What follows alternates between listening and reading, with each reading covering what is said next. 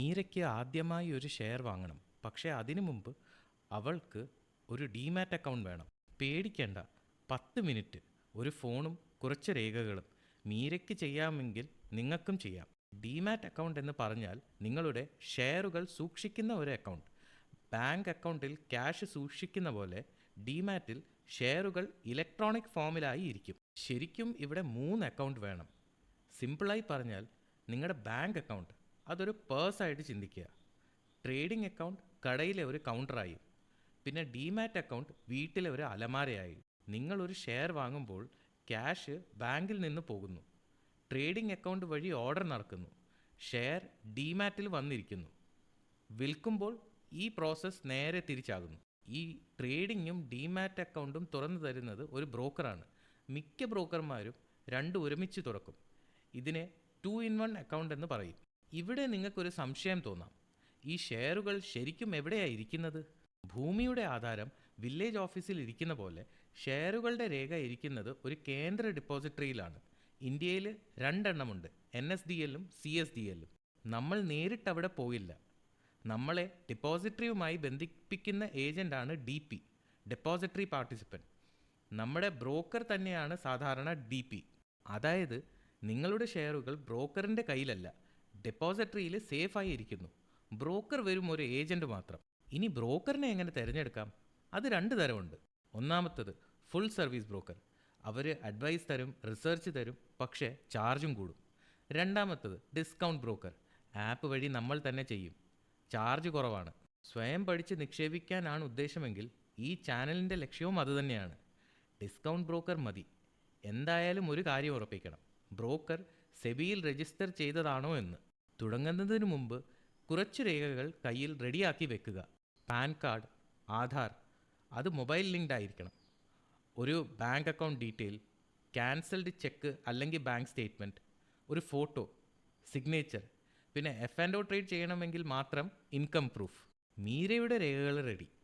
ഇനി അക്കൗണ്ട് 10 മിനിറ്റിൽ തുറക്കാം. വരൂ, നമുക്കൊന്ന് ചെയ്തു നോക്കാം. എന്നാൽ നമുക്ക് മീരയുടെ അക്കൗണ്ട് ഒരുമിച്ച് തുറക്കാം. ഞാനിവിടെ ഉദാഹരണത്തിന് സെറോദയാണ് ഉപയോഗിക്കുന്നത്. മറ്റ് ബ്രോക്കർമാരിലെയും സ്റ്റെപ്സ് ഏകദേശം ഇതേപോലൊക്കെ തന്നെയാണ്. ആദ്യം മൊബൈൽ നമ്പർ എൻ്റർ ചെയ്യുന്നു. അതിലേക്ക് ഒരു OTP വരും. ആ OTP വീണ്ടും എൻ്റർ ചെയ്യുക. എന്നിട്ട് പാൻ നമ്പറും ഡേറ്റ് ഓഫ് ബർത്തും കൊടുക്കണം. അടുത്തത് ആധാർ നമ്പർ കൊടുത്ത് അതിലേക്ക് വരുന്ന OTP വെരിഫൈ ചെയ്യുക. ഇതാണ് നമ്മുടെ eKYC.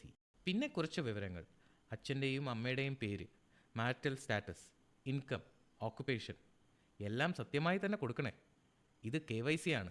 അടുത്തത് ബാങ്ക് അക്കൗണ്ട് ലിങ്ക് ചെയ്യണം. UPI വഴി വേഗം ചെയ്യാം. ഇല്ലെങ്കിൽ ബാങ്ക് അക്കൗണ്ട് നമ്പറും IFSC കോഡും കൊടുത്ത് മാനുവലി എൻ്റർ ചെയ്യുക. എന്നിട്ടൊരു വെബ് ക്യാം വെരിഫിക്കേഷൻ. ക്യാമറയിൽ നോക്കി ഒരു ഫോട്ടോ എടുക്കും, ആൾ ശരിക്കുള്ളതാണോ എന്ന് ഉറപ്പിക്കാൻ. പിന്നെ സിഗ്നേച്ചറും ബാങ്ക് പ്രൂഫും അപ്ലോഡ് ചെയ്യുക. അവസാനം ആധാർ വെച്ച് സൈൻ ചെയ്തു. മീരയുടെ ആപ്ലിക്കേഷൻ സബ്മിറ്റായി. അത്രേ ഉള്ളൂ, കഴിഞ്ഞു. സാധാരണ ഒരു ദിവസത്തിനുള്ളിൽ അക്കൗണ്ട് ആക്റ്റീവ് ആകും. ലോഗിൻ വിവരങ്ങൾ ഇമെയിലിലും SMS-ലും വരും.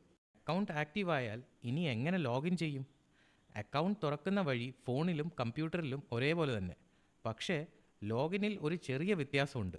ഫോണിൽ ആപ്പ് തുറന്ന് യൂസർ നെയിമും പാസ്വേഡും എൻ്റർ ചെയ്യണം. പിന്നെ രജിസ്റ്റേർഡ് മൊബൈൽ നമ്പറിലേക്ക് ഒരു OTP SMS ആയി വരും. അത് കൊടുത്താൽ ലോഗിനായി. ഫോണിന് വേറെ ആപ്പ് കോഡൊന്നും വേണ്ട. കമ്പ്യൂട്ടറിലെ ബ്രൗസറിൽ നിന്ന് ലോഗിൻ ചെയ്യുമ്പോൾ യൂസർ നെയിമും പാസ്വേഡിനും ശേഷം ഒരു ആപ്പ് കോഡ് ചോദിക്കും. ഈ കോഡ് കിട്ടുന്നത് ഫോണിലെ ആപ്പിൽ നിന്ന് മാത്രമാണ്.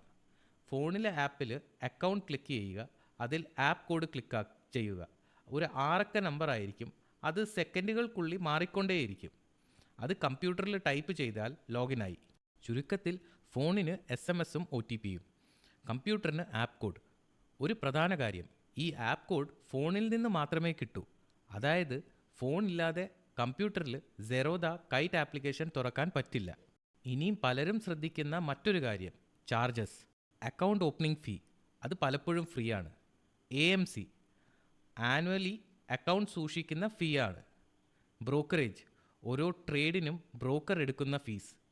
DP ചാർജസ്, ഷെയർ വിൽക്കുമ്പോൾ വരുന്ന ഒരു ചെറിയ ഫീസ്.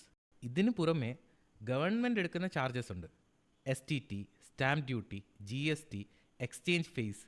ഇവ ഒഴിവാക്കാൻ പറ്റില്ല. അതുകൊണ്ട് ഓർക്കുക, സീറോ ബ്രോക്കറേജ് എന്ന് പറഞ്ഞാൽ സീറോ കോസ്റ്റ് അല്ല.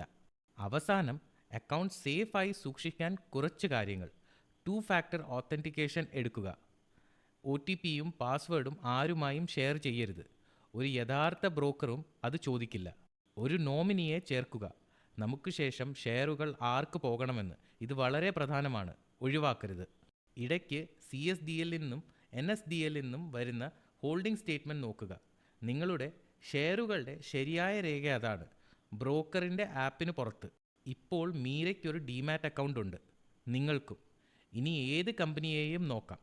അടുത്ത വീഡിയോ മുതൽ മീരയും തുടങ്ങും. ഓരോ കമ്പനിയുടെ കണക്കുകൾ എവിടെ, എങ്ങനെ വായിക്കാം. സീരീസ് 1 തുടങ്ങിയതാണ്.